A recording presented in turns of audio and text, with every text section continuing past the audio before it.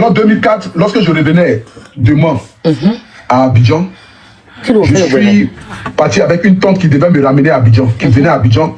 Nous sommes partis dans un bureau. Et dans le bureau, on a croisé un monsieur. En ce moment, le monsieur travaillait à Radio de Mans. C'est-à-dire, le Radio de Mans, là.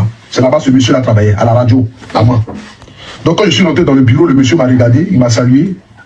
Et puis il m'a dit, ah, je suis ton papa. Imaginez-vous, en l'an 2004, je suis né en 90. De 90 à l'an 2004, ça fait 14 ans. Attends, il y a bien nettoyé. Mais il faut être réaliste. Il ne faut pas charrier dans les commentaires. Tu n'as pas dit tu es maudit. Il était démon. Toi, moi-même là, je me suis réveillé le matin. Je n'ai pas regardé le clip, je n'ai pas regardé le concert d'Apouchou. Ce matin, j'ai vu où ça, mais je n'ai pas prétendre. Je suis venu sur TikTok net. Je suis tombé sur TikTok. Les gens étaient en train de la juger. J'ai pris mon temps quand il a dit si la famille sort là, il y a un sorti. Il faut me voir, attends. Après, il a retiré ma parole. J'ai parlé d'un live gentil, non? Quand j'ai fini, je suis descendu. J'ai pris mon temps, je suis allé regarder ces vidéos. Je suis venu faire moi mon propre direct pour faire ma propre conclusion. C'est une maman, on ne dit ce qu'on vient pas. Moi, je l'ai toujours dit. J'aime ce qu'elle donne. Elle montre avec son fils la complicité qu'ils ont eux. Mais encore là, ils sont pas complices, hein. Parce que quand tu es complice avec ton enfant, tu lui dis tout. Il y a l'impression que c'est complicité des réseaux sociaux pour donner un mot. Oui, les deux là, ils sont... Mais quand on parle de complicité, là, c'est pas sur les réseaux. La complicité, c'est quoi? C'est de se dire des trucs, c'est de se confier des trucs, c'est de casser beaucoup de choses entre nous. C'est ça, là, être complice avec une personne.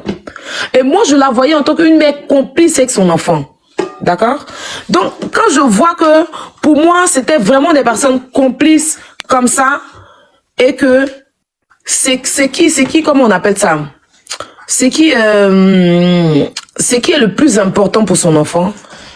D'après eux, elle ne l'a pas dit, et c'est devant 4000 personnes. Il fallait avoir 4000 personnes pour qu'elle pas dit à 4000 personnes pour un truc qui s'est passé entre elle et puis un monsieur, ils étaient deux. Et elle et puis son enfant, c'est eux qui vivent leur vie, c'est eux qui ont vécu leur souffrance. C'est pas devant 4000 personnes que ton enfant n'est pas informé. Ça dit déjà, si on va dans son sens là, hein, que c'est devant les gens, elle expliquer comme ça là. C'est quand même elle a manqué de respect à son enfant. Elle n'a pas respecté la vie privée de son enfant. Et encore, ce qu'elle dit, Juju, ça colle pas. Il y a beaucoup de non-dits. La vidéo dont le gars là, il parle, là, il sait pas comment même, le monsieur qui est venu là, j'ai vu la vidéo, c'est parce que c'était sur, je sais plus, c'était à quelle émission.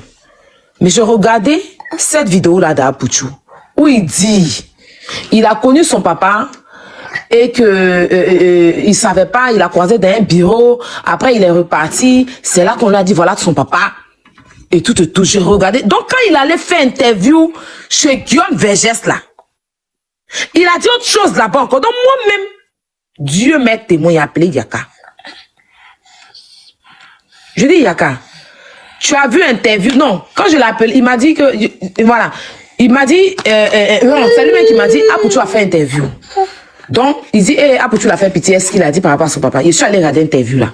Je l'ai rappelé. Il a dit, interview, moi, il vient de regarder là.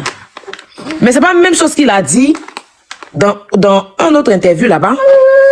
Dans un autre interview là-bas, il a dit qu'il a croisé son papa dans un bureau. Il savait pas que c'était son papa.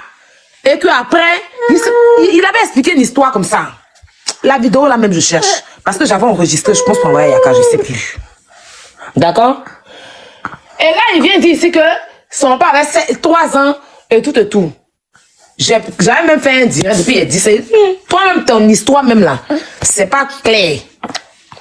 Tu dis ça aujourd'hui, et puis il y a une autre blogueuse qui a suivi pareil, qui a dit ça dans son direct. Je sais même plus quelle blogueuse, mais il y a une blogueuse qui a fait un direct pour dire que tu as expliqué 2 histoires différentes qui sont pas réelles.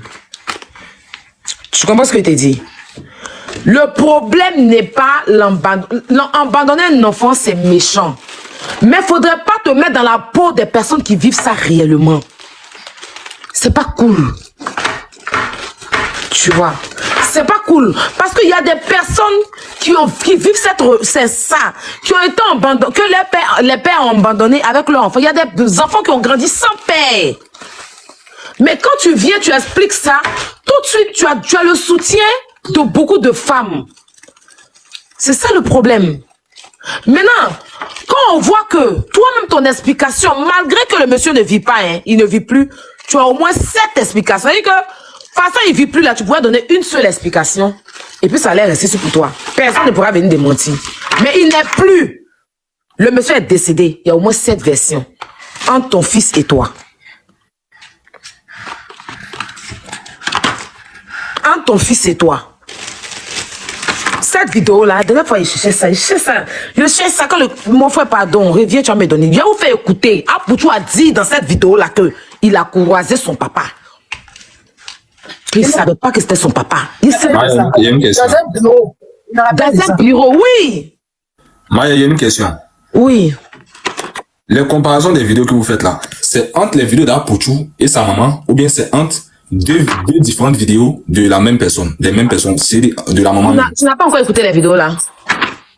Moi j'ai écouté, j'espère qu'elle est passée sur... Joujou, les vidéos là, on n'est pas dans le comparer. C'est la même personne qui parle. Première interview d'Apoutou là, je ne sais même plus c'était sur quelle émission. Eh Seigneur, je parle de la maman. Attends, d'abord, on va aller sur Apoutou. C'est Apoutou qui est sorti pour parler. Attends, c'est Apoutou qui est sorti pour parler d'abord. Quand Bob quand il a allumé là, c'est pas sur Fafa même, il ne sait plus. D'où tu fais exprès, on va jeter ton corps. Il comprend tout. C'est sur Fafa que. C'est ton côté qui me plaît pas là, qui est là. C'est ton côté là qui me plaît pas. Voilà, qu'on essaie de comprendre. Vous trouvez que... Paul Guillaume Vergès. Voilà, c'est lui-même qui a fait direct. C'est vrai. Voilà, ça, écoutez. Écoutez. En 2004, Écoutez, hein. c'est là maman a appelé ma grand-mère au village. Écoutez, hein. Je veux que... Dieu ne dort pas, il a retrouvé la vidéo. Mon Dieu. Attends. Attends, hein.